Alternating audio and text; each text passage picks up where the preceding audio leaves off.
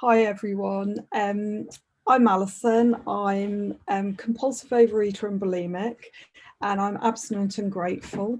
I weigh and measure 3 meals a day, write them down, commit them to my sponsor, and I don't eat no matter what. And I'm really grateful to this programme. I came into this programme and I have a lovely abstinent day because it's all symmetrical. It's the 8th of the 8th, 16, so it's quite easy to remember for me. And I came in absolutely desperate, having been in another food fellowship for quite a long period of time, working it my way basically. And it didn't work. I wanted an easier, softer way, and there was no way. And I knew somebody that had come into a food program. I didn't know what she was doing. She was in another, I'm in other meetings. I didn't know what she had done. All I knew was that I'd witnessed a change beyond anything I could recognise. And I was in a hotel room in Edinburgh on my knees, just going, my life has to change, because my whole life was ruled by food. I came back and I asked her what she was doing, and I'd made a decision in my head that whatever she told me she was doing, I would be willing to do. And I remember her having gone out to restaurants, weighing and measuring, and I can remember, you know, a year or so before that thinking, I will never, ever do that. So I came into program and I was about to go off on holiday, and I agreed with my sponsor that I would go on my holiday, I would order all my shop for when I got back, and I would begin my abstinence. And I literally did. I arrived back in the UK, had a shop delivered that night, and began the next day.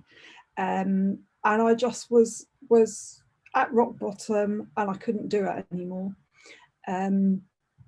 So I began on that day, and I remember chopping and thinking, how on earth am I going to get through this day? I couldn't actually imagine doing day one, because it just overwhelmed me. And I made it to day one, and then to day two, and it just carried on like that. And I was quite blessed in that I had travel plans quite early on in my recovery, and I had to learn how to live life with this program. And there's somebody in this meeting today who helped me to see that I did business meetings, not about the food, but about what the purpose of those meetings were. So I rapidly learned how to do my life, no matter what. And I really have lived life no matter what. I have travelled. I have been away where I couldn't take 2 weeks of food on a cruise ship. I've learned to put myself first, to ask for my needs to be met. I didn't do any of this before.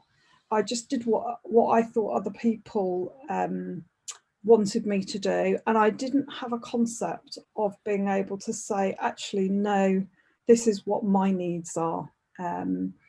So I'm now very clear that abstinence is the priority in my life, no matter what.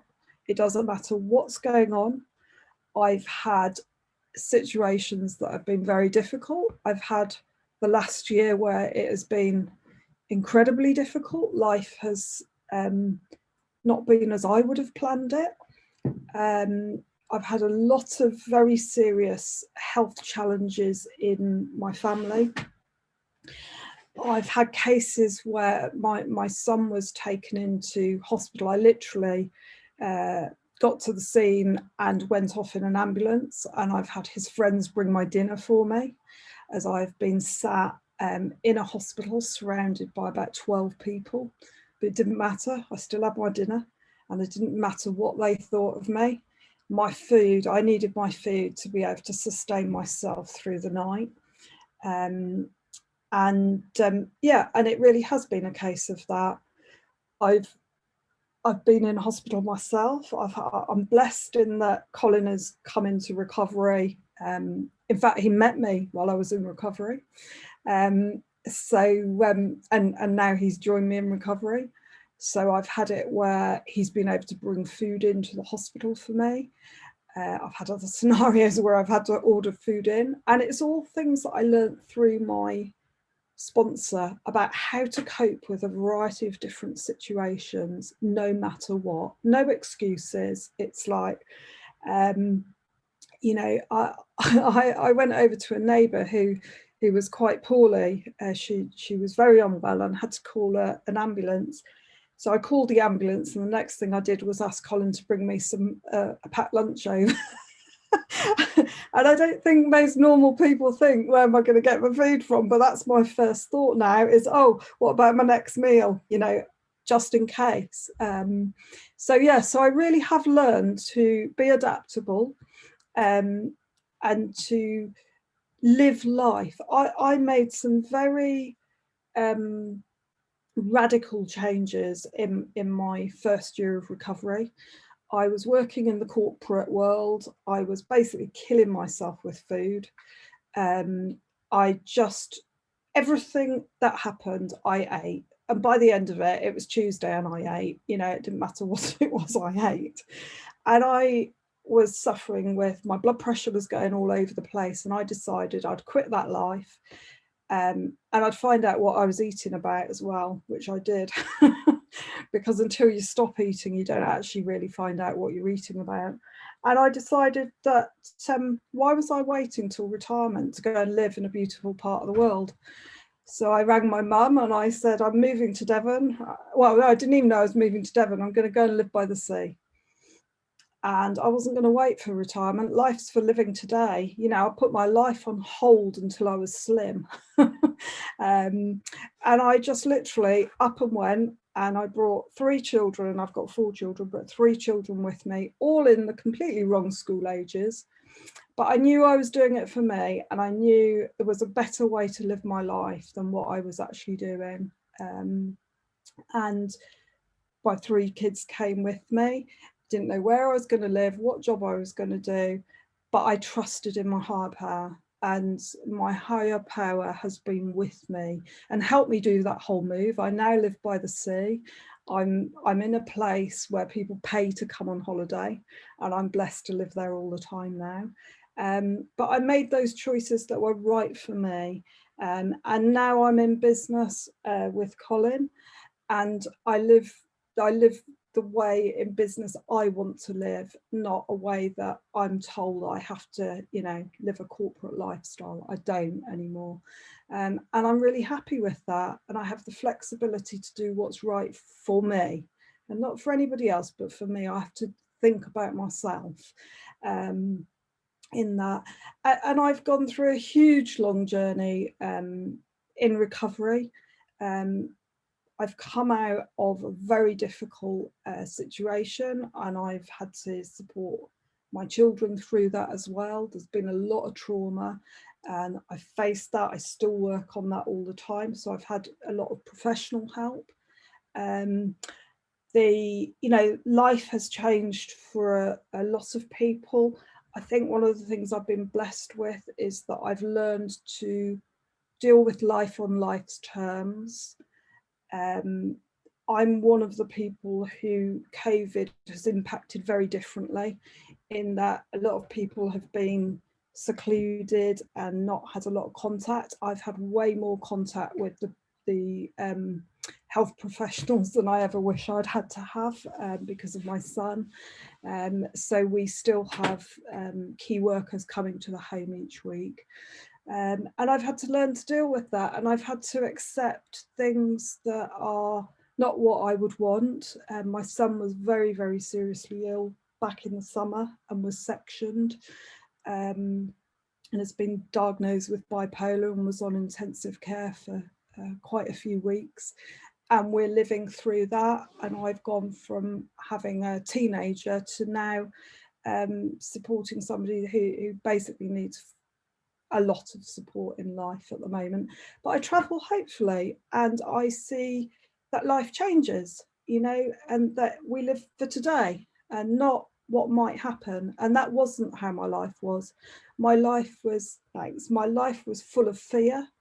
I was frightened of the future, and I lived in the past. And now I try and stay present with what is today.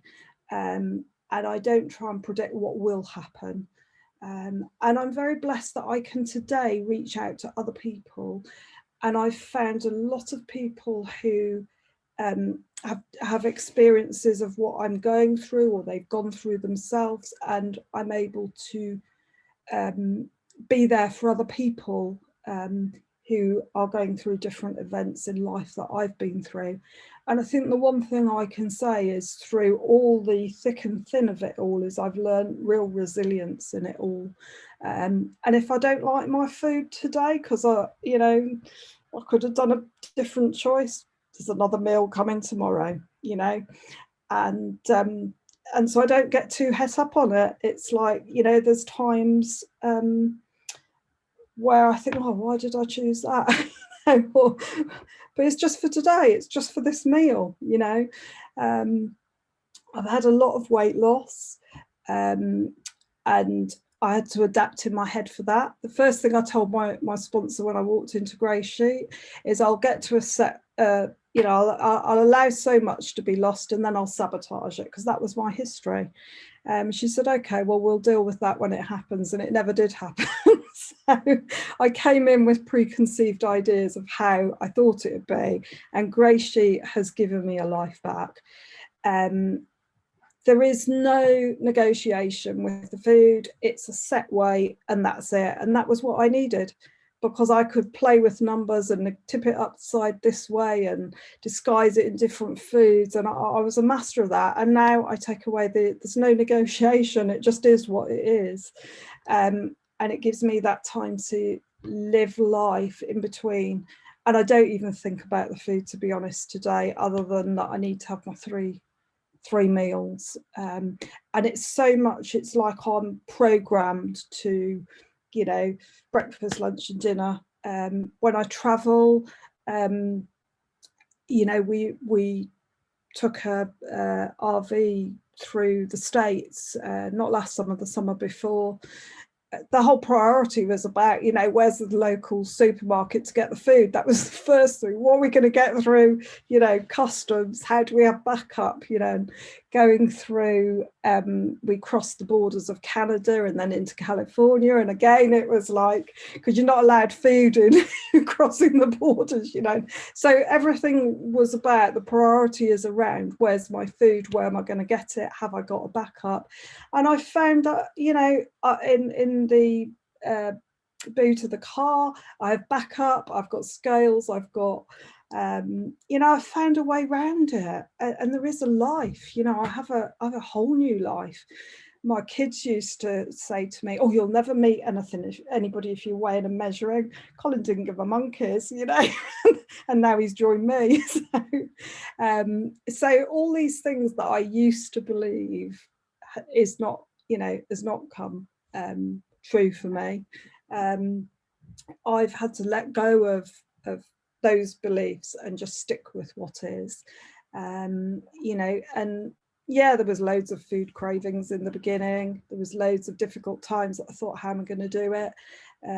I was in Rome one time when I was quite early on, and I was literally having to keep going out to the ladies to ring somebody, because the waitress was being really difficult. And then I thought, well, the only person that will die of this disease is me, not her.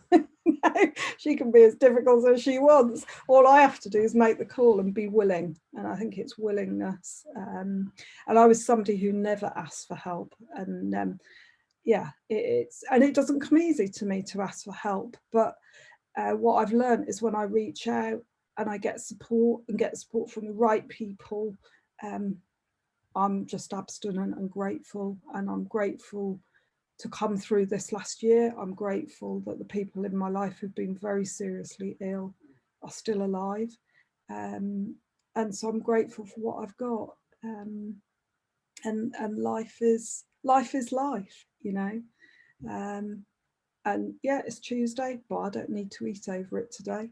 So yeah, so that's me. Thank you.